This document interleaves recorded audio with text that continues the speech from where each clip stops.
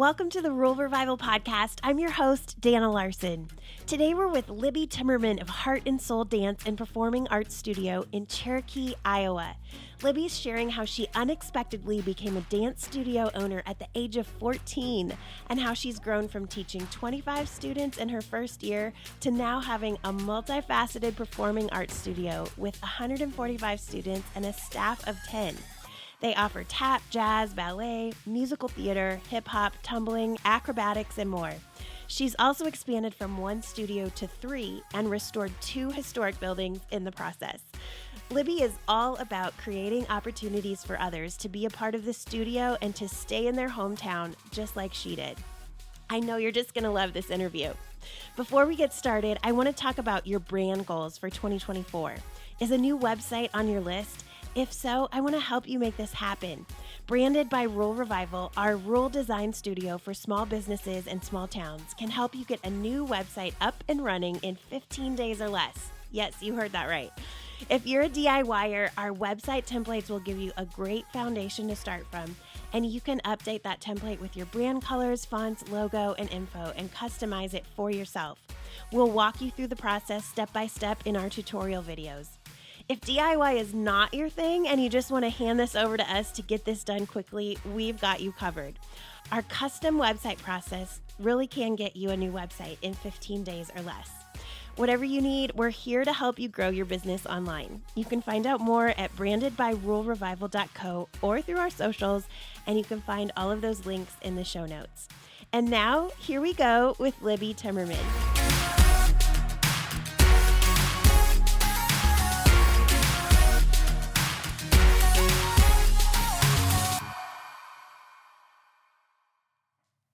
All right, today we're with Libby Timmerman of Heart and Soul Dance and Performing Arts Studio in Cherokee, Iowa. Libby, thanks for being on the podcast. Yeah, thank you for having me. Tell me a little bit about you. We're here in your hometown today, right? Yep, in Cherokee. Okay. What was it like growing up here? It's a typical small town. Yeah. I was born and raised here. I lived in the same exact house my entire life. I don't know, you just know the same people forever, grow up with the same exact people, and everybody knows everybody, which is good and bad, but just having a close community is definitely awesome. Absolutely. I think all of us can relate to that in one way or another. Mm-hmm. So have you always loved dancing and performing? Yeah, I have. I've been performing since I was on stage when I was 6. It was the first time I was on stage. But my mom has videos of me when I was like 2. Okay. Dancing and singing, because she said that no one would believe her if she didn't have video proof of it. So we have VHSs at home of me singing and dancing, and yep. But I was on stage when I was 6, and just has taken off from there. Okay. Yeah. So when did this idea for a dance studio come into play? So it was actually never my idea. It was not my original idea. I had no intention of being a dance studio owner at all. I was actually under the instruction of another woman who owned a small studio, and I was like assistant teaching for her when I was 13, kind of like, when you start getting into that part-time job kind of feel. Yeah. And I was assisting with some classes, and she had some medical stuff go on, and actually a month before the recital, she quit. And everybody had costumes, and everybody was ready for recital, and so all the parents asked me, they were like, Libby, you know all the dances, will you do the recital? And I was like, oh my word, okay. So my mom helped me. And you're 14. I was 13 at this time. Oh my goodness. 13 at this time, and my mom helped me. We put it on, and it was great, and I was like, I'm starting high school, next year, and just was something I wasn't focused on. I was focused on starting high school. Yeah. And a few months later, my mom starts getting some calls from the dance parents, and they're like, when's Libby starting dance again? And she goes, she's not. This is not her studio. This is not her thing. And we sat down and we had a talk, and the woman who owned the building too, who would become my landlord for a while, we all sat down and they're like, you could do this. Like you could actually do this. And so she gave me a really good deal on rent, for only being 14. And my mom was like, I'll help you do all the bookkeeping and all of that kind of stuff. And so I started that year when I was 14, freshman in high school. And I think I started with like 25 kids that year, which was still overwhelming for me. Absolutely. Even. And I think we're going into our 13th season now. Amazing. So, yeah. But even then, you didn't necessarily have long-term plans to continue it because you went away to college. Yes, I did. I was like, this is a great part-time job. Yeah. It was great income. I always had, money and everything. And then my freshman year of college, going into college, I hadn't made a final decision because I loved the studio. Yeah. I just was on break and went to college, and I decided I was going to go to the University of Minnesota in Minneapolis, which doesn't make it easy to travel back on weeknights to teach dance class. So while I was there, God really put on my heart, like, this is not something you can give up yet. This is not something, it's not everything it's chalked up to be to move off to a big city and get away from things of your small town. It's actually better that you go back. So I ended up transferring to Iowa State University. And while I was at Iowa State, my husband and my mom still think I'm crazy. I was dating my husband all throughout this as well. Okay. So he watched the whole process. And he's from here too, right? He is also from here, yes. We were both he wasn't born here, but raised here. Okay. And I would travel back Monday nights from Ames, and I would teach dance all night Monday and drive back for class on Tuesday. Which is like 3 hours? 2.5. Yeah. Okay. 2.5 hours. So I would drive about 5 hours round trip on Mondays. And then I would drive back on Friday, and I would teach Friday night and Saturday all day, and then drive back on Sunday. And I did that for 4 years. Wow. Yep. That's amazing. Yes. So at that point, were you kind of like, all right, I'm going to come home after school and do this? Yes, absolutely. And that was when, in my junior to senior year, we decided I need more space. Okay. I was outgrowing my small one room at this rental.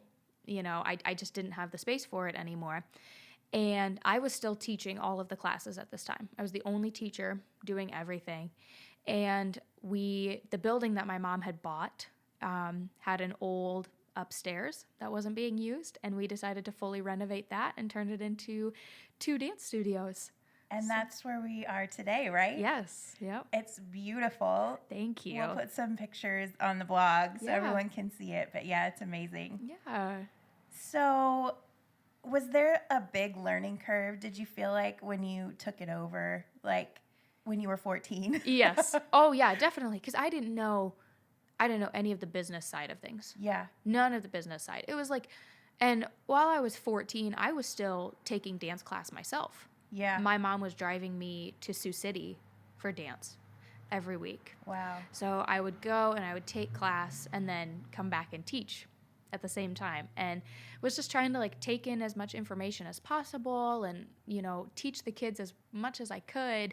But definitely the biggest thing for me, which I thank my mom so much for now, is the business side of things. Wow. Because I never would have known any of that. That's not stuff that they teach in high school. It's not things that they teach even in college unless you go that direct path. Mm-hmm. So to know how to do payroll and taxes and just how to keep books at all. And now I do it all on my own. I am my bookkeeper. So as most of us are. Yes. Small town business owners. I'll do it.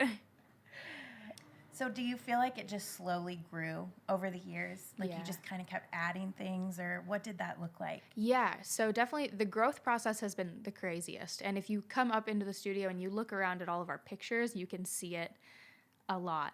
Like I said, started with 25 students and myself. Yeah. And now I'm up to, we just started our new season. I think I have 145 kids. Amazing. And I have 3 adult teachers and I have 7 high school assistants. That as well. is so cool. Yes. So the growth has just been like not just the registration numbers, but also the growth of the studio. You know, we started with just the basics, ballet, tap, jazz.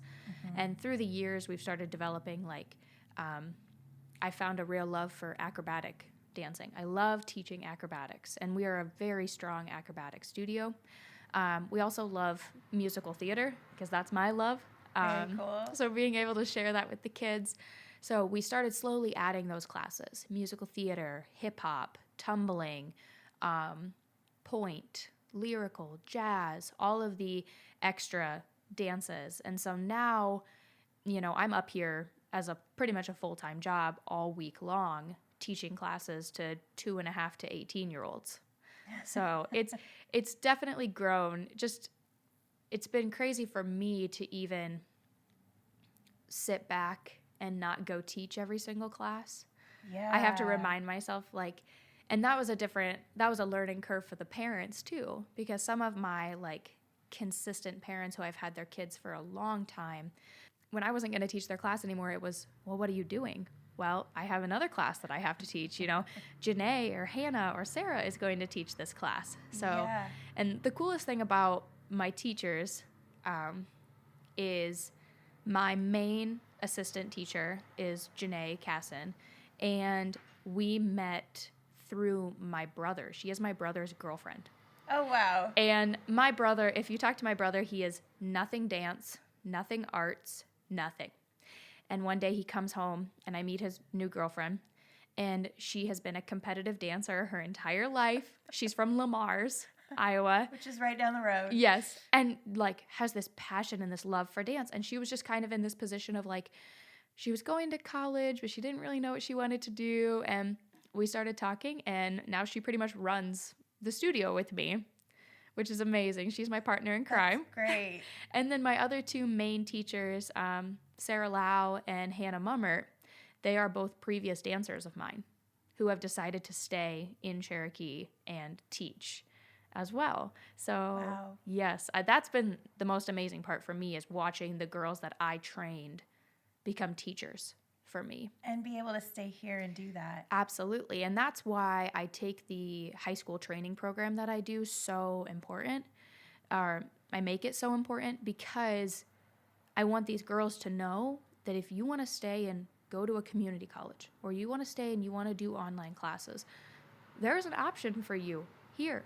You can stay and you can do this. It's okay. And just for them to know, you'll have a steady income. I'll pay you. You can still have the studio, because the studio is like home to most of them. Sure. They're up here 3 to 4 days a week. So that's what's been really important for me. I love that so much. And I feel like what you offer, if you were to just look at it online, you would feel like, well, this is in a city, because you'd have to go to a city to find something like this. But you get to offer that in a small town. Yeah. What does it mean to you to be able to do that? Oh my goodness. It's hard to even explain, because I never saw it getting like this ever.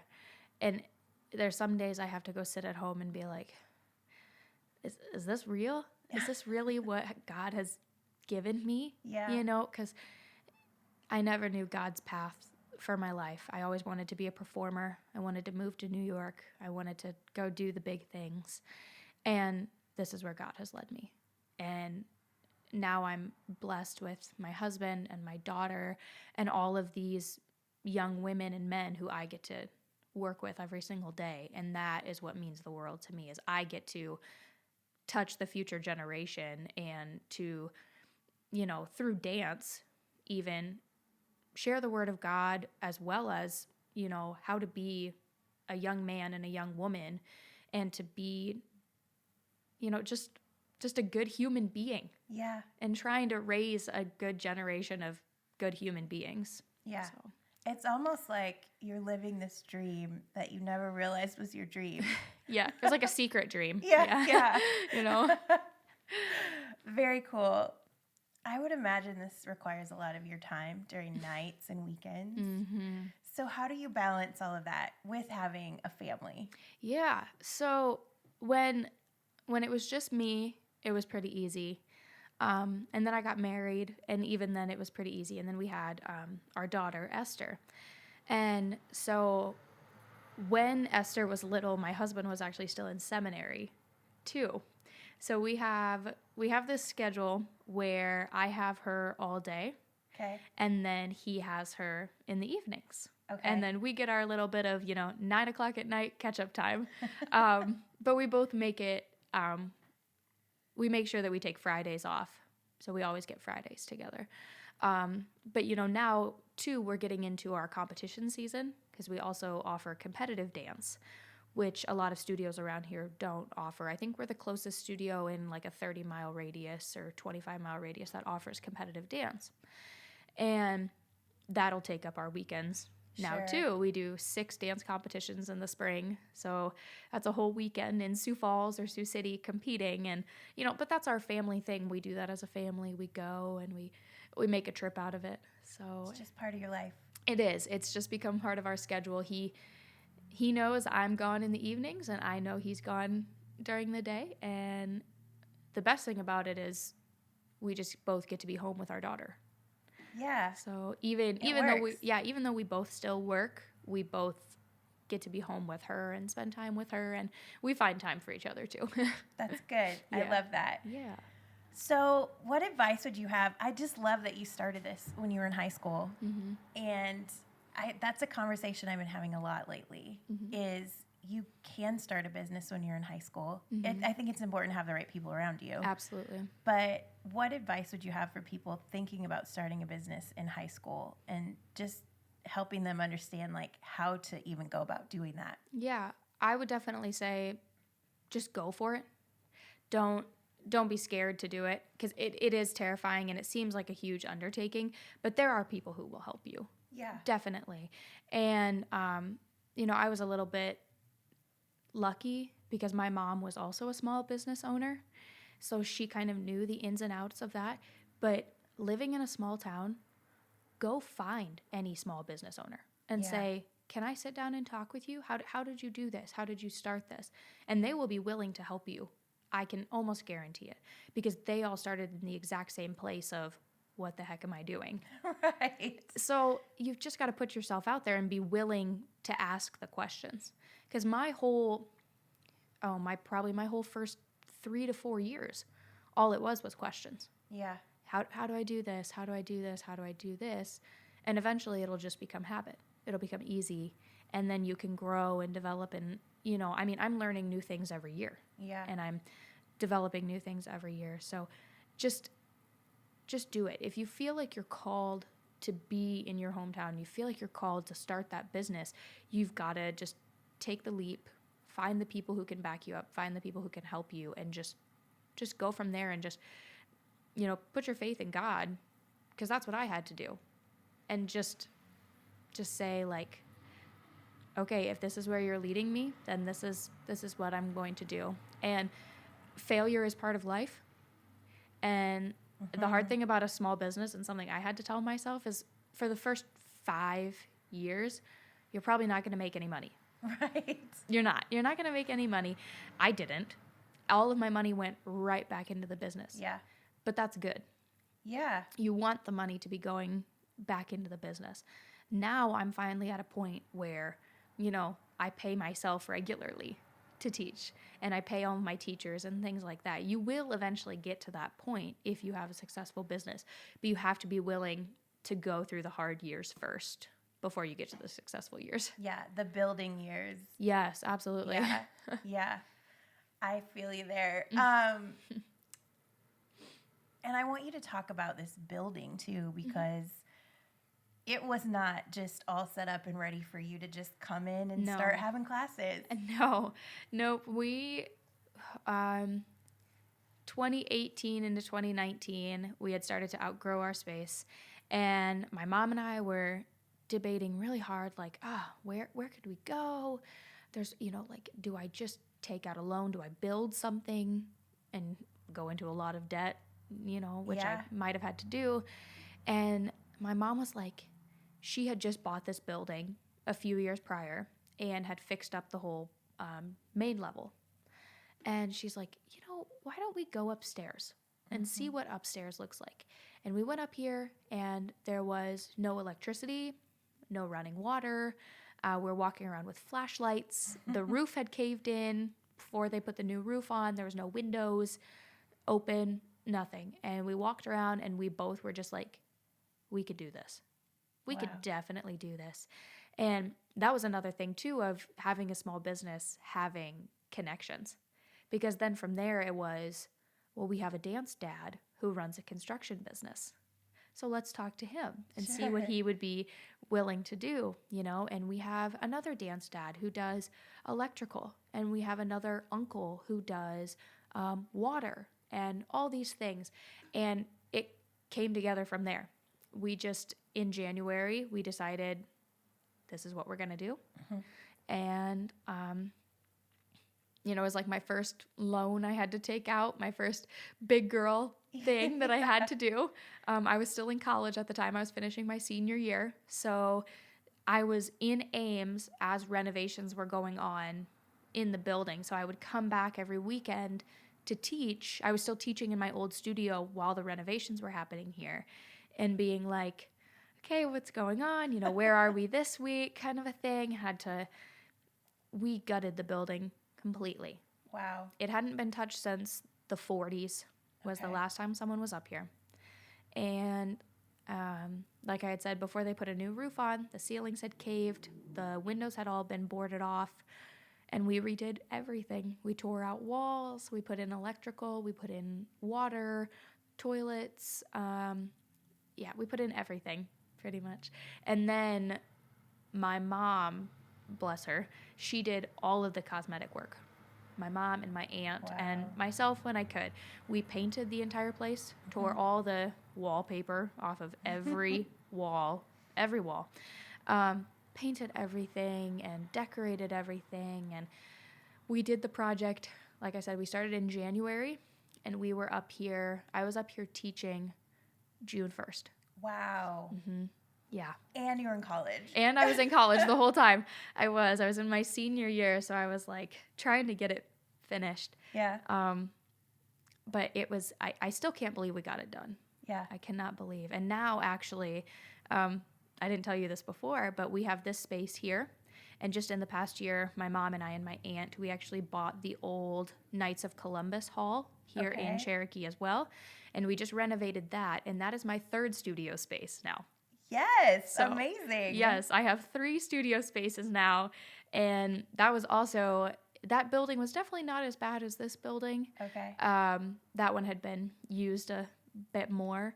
But we opened up the vaulted ceiling in there and redid the whole vaulted ceiling and redid the beautiful wood floors and repainted and put new electrical in. And it's really become beautiful down there too. So the dancers have been pretty spoiled this year with having 3 studio spaces. Yeah, that's awesome. So that being said, what's next for you? Maybe that's the thing. Yeah, that was definitely our big project this year, was that. Okay. I am, really just loving having the studio. And we expanded more in teachers this year, expanded more in space this year, and still just learning how to be a mom of a 1-year-old and run a business. Sure. And be a wife. And I'm also directing the musical for our local community theater this summer. So just trying to get back into all of the music and arts that I also love to do while still running the business is kind of Very my plan. Cool. Yeah. What's the show this summer? We're doing Sound of Music. Oh, yeah. I might have to come up for that one. Yes, definitely. Please do. What does it mean to be able to bring all of these cool things to your small town and have a business here and be involved in the community like that? It's been a true blessing, honestly, because something in a small town I think is really important is keeping the kids involved. And one way I do that is, by having them up in the studio and by allowing, my high school girls who would otherwise maybe just be driving around or hanging out or things like that. They're up here teaching. They have responsibilities. But other than that, just to know that I've been able to renovate 2 historical buildings in this town and bring life back to them, bring life back to a building on Main Street. And, you know, for people to be able to sit at the coffee shop across the street or be walking around downtown shopping and see all the little girls running up in their leotards and tights and, you know, coming up for dance class, that means so much to me. And how many community members will come to our dance recital who have no affiliation with any of the dancers. They just want to support us. Yeah. You know, we'll be in the rodeo parade, which is something we just do for fun, and how much support we'll get from that. Wow. Just to see that, you know, people in the community love what we're doing. They love what we're doing for the youth with not only dance, but theater and music, because Cherokee is such a strong arts community. We have so many talented people here in this community. Wow. And just continuing to try to spread that is the biggest realization for me. Was I always thought that I was supposed to be the performer. I was supposed to be the one doing that. But I've discovered I'm more of the behind the scenes person. Yeah. I'm the person training the kids to be the performers, to be the one to just give them the tools to go and share it with others. And that's been the biggest gift for me. I love that so much. Well, how do we follow along and keep up with all that you have going on? Yeah, so I'm very bad at social media. I know I'm 26 and horrible at social media, but I have a Facebook page for Heart and Soul Dance and Performing Arts Studio. I post pretty much everything on there. We also have an Instagram under the same, or you can just follow me on Facebook, Libby Timmerman. Okay. I post everything on there as well. It's pretty much my entire Facebook page is my daughter and my dance studio. Okay. So yeah, feel free to just follow us along on there. And we also have a website that you can find on our Facebook page. Okay, and we will link to all that in the show notes. So, Libby, thank you so much for being on the podcast. Thank you for having me.